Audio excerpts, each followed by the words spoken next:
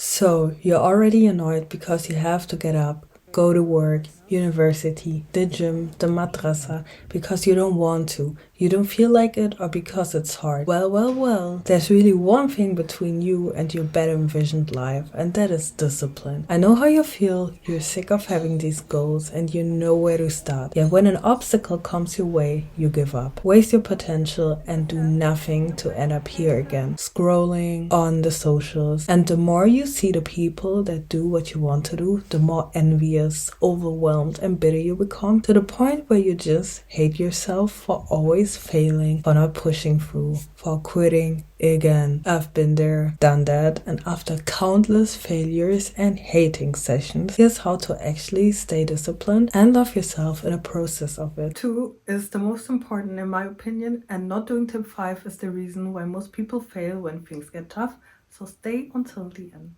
Tip 1. Understand the difference between have to do discipline and want to do discipline. Under have to do discipline falls everything that you necessarily didn't choose. These are the things that you can't pick and drop as you see fit. The things you have to do for everyday life due to your life responsibilities as a mom, student, wife, employee, young adult. This could be cleaning the house, cooking meals, going to classes, studying for an exam, working 8-hour shifts, or praying your 5 salahs. If you're in this category and you can't get yourself to do it, you need to go through the discipline framework. Ask yourself, can you change something about it? If yes, what's the first and one thing you can change right now to make it more manageable, and how can you romanticize it? If not, find the benefits, advantages, and blessings in this. I'll give you an example. If you picked work and you answered with yes, perhaps you can change your desk, add some flowers to it, talk to your boss, take a paid leave, put posters of your why. If you answered no, then the bobs could be it gives you financial stability, that it gives you the ability to drink matcha weekly, like for me, that you can allow yourself to travel. Then there is the want to discipline, the things that you want to achieve and can pick and drop easily. These could be working out at a gym to stay in shape, reducing your sugar intake, or cooking at home for a healthier diet, or learning a new language. Here you have to ask yourself, what is the cost of inaction? Because the first reason you're procrastinating is because you think it's too hard, or any mental barriers you have created in your head. The second reason is because of simple inaction. Yes, Nike's slogan is so true, just do it. You can become better at just doing it with tip 2, but before that you need to combat inaction with the anti-vision. How would it look if you continue not to do the thing you want to do in 6 months and 1 year and 2 years? Get specific.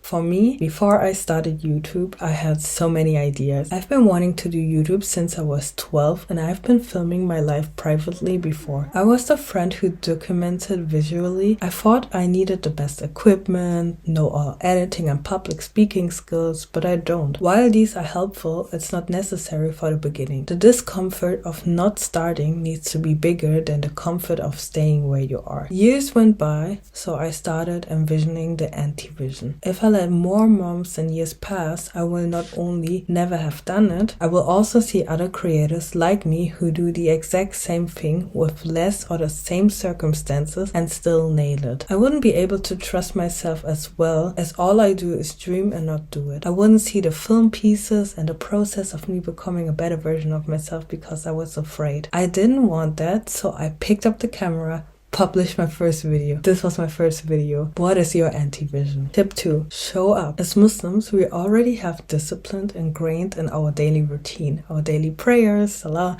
and fasting. These practices build consistency and self-control. However, before you can build a habit or become consistent in it, you have to stop fixating on the high numbers, because this will hinder you. You need to just show up to get your body used to building the willpower muscle. According to Baumeister and Tierney, willpower is like a muscle. The more you use it, the stronger it gets. But it can also get fatigued if overused. We don't want to overuse it, so we need to show up first. Make your goals so tiny that you can't help but succeed at it. For example, commit to doing just 1 push-up a day. You will always nail it because it's so easy. But if you're feeling lazy and aim for 20 push-ups, it might seem overwhelming, which then leads to you skipping it altogether. In the book, The Slight Edge, the author mentions that with consistent improvement, anyone could reach anything. The Prophet Muhammad, peace be upon him, said, "The most beloved deeds to Allah are those that are done regularly, even if they are small." This teaches us the importance of consistency over intensity. And Neil Fiore suggests starting small. Even 5 minutes a day can build a habit. This reduces the pressure and helps overcome procrastination. Now, some people might say doing 1 push-up or reading just a bit won't get me far. And yeah, I get that. But here's the thing. Once you start, you usually keep going. When you drop down for 1 push-up, you will probably think, hey, I can do another, and then another. Same with reading. Once you sit down and read the first sentence, you won't just stop at 1 word. And this can be applied to anything. What I'm trying to get at is that if you show up, you build a foundation for the habits that you later want to become consistent in. Now is not the time to fixate on the numbers, like always studying 50 plus minutes, always doing X amount of repetition in the gym, reading S just a week. We all have different circumstances and are in different seasons in our life. It's way easier to show up for 1 minute than for 1 hour. This approach will boost your confidence. If your goal is 1 push-up and you end up doing 10, you will feel awesome because you did 9 extra. But if you aim for 20 and only do 10, it feels like you fell short, plus you will start putting yourself down for failing. So start small and watch yourself soar. Tip 3. Kill the excuses with logic. Once you start showing up, the excuses will come as well,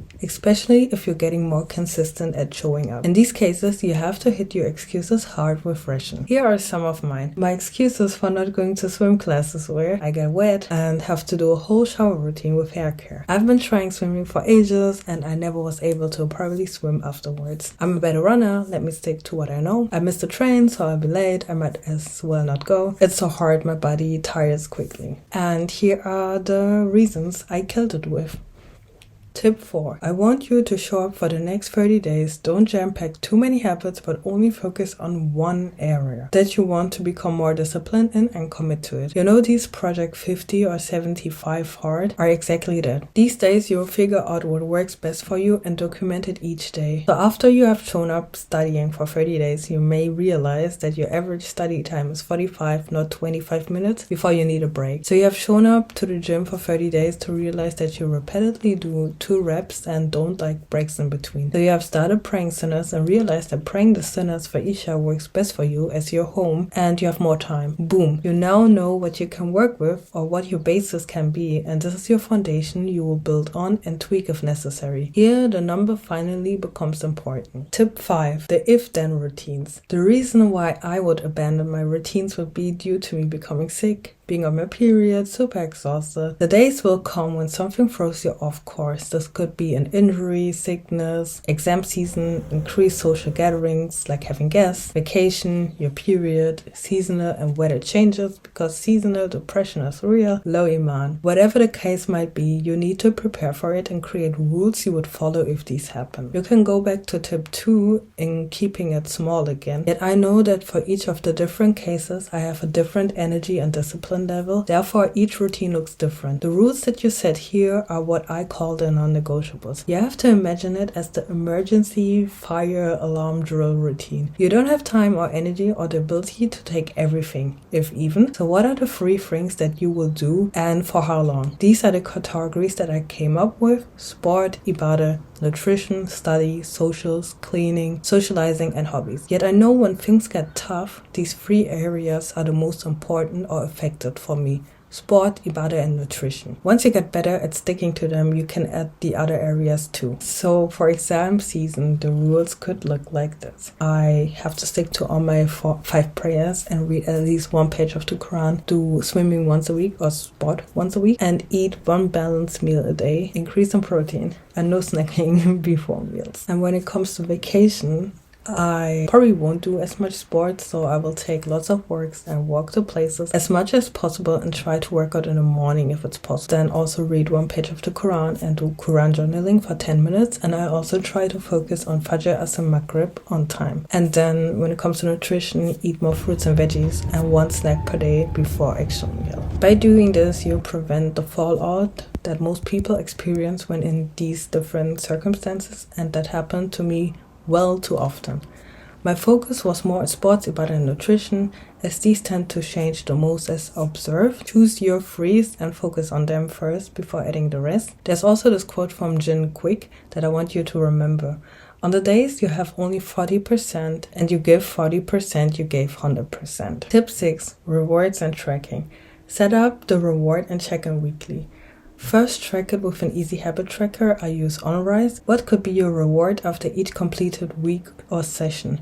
I find rewards after each session counterproductive for me. I would only do that in the if-then routines as the hurdles are bigger to overcome. Yet for a regular basis, I would set the rewards for each week. This could look different for everyone. For me, a matcha date, small quick trip on weekends or chilling with a friend, buying myself some flowers, manaish, watching a movie or a readathon. Tip 7. Design your environment. You can design your environment to make the habit more likely by reducing friction in habits. Friction refers to obstacles between you and your goals because avoiding the temptation altogether is easier than resisting. Use cues or reminders in your environment to prompt desired behaviors. For example, placing your workout clothes next to your bed can nudge you to exercise first thing in the morning. Having posters around your house or on your laptop for more Quran, place it on your desk with nothing else on it. You want to go to the gym? Pack your bag the day before and lay it next to the door and lay your clothes out. Reading more? Put a book in your bag so you can read during commutes and block the social apps for a certain time. Tip 8. Your nights matter. How you end the night is how you will start the mornings. Fix that. If you watch Netflix all evening, if you play video games or hang out on the socials, of course you won't have the discipline for the next day. End your day well. Prepare for the next day by writing down your MITs. Going screen-free an hour prior to sleep and fixing your sleep patterns will help tremendously. Don't go to bed at midnight expecting to be fresh the next day. But more on that in another video. And for Muslims, ending your night well is even more crucial. Tip 9. Make dua and believe it. Harold Dweck's research on the growth mindset shows that believing you can improve makes you more likely to succeed. Embrace challenges and persist in the setbacks. Islamically seen, the Quran and Hadith encourage self-improvement. Prophet Muhammad ﷺ said, the strong believer is better and more beloved to Allah than the weak believer, while there is good in both. So use the timing of dua to make dua so that you stay consistent and disciplined in whatever you're striving for, and the barakah will be placed in it as well. Dream, dua, and do it. Tip 10. Proof of portfolio. Document where you have been consistent in the past. Why was that? What did you do to enjoy it? And how can you replicate it again? Write down all your discipline achievements to remind you that you did it. You can do and you will get there again. Tip 11. Discipline is love. Don't trust motivation. Motivation is good if it's there, but it shouldn't be the foundation of your habits. And when it's gone, you can lose all the habits that you built on top of it. I experienced this a lot of times. I would have a streak of 50 plus days, miss 3 days and completely give up until I had the motivation again to start over,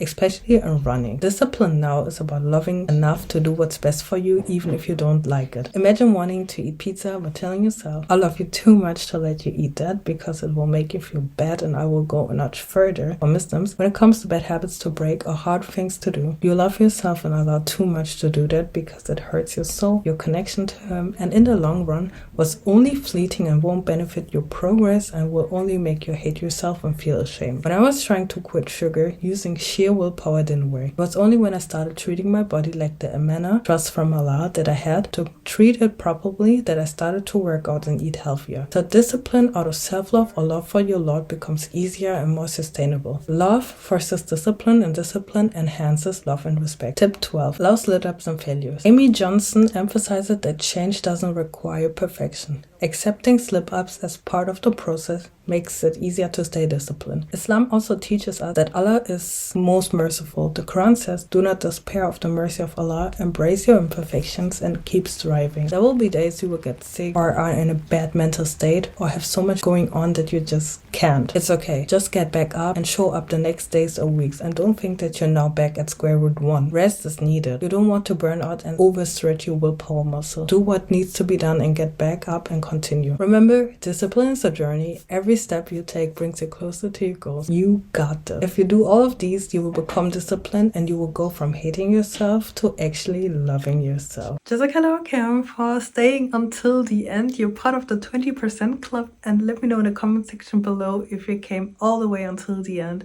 And also let me know what you're working on and what you need discipline about. So, Barakallahu fiki and wassalam.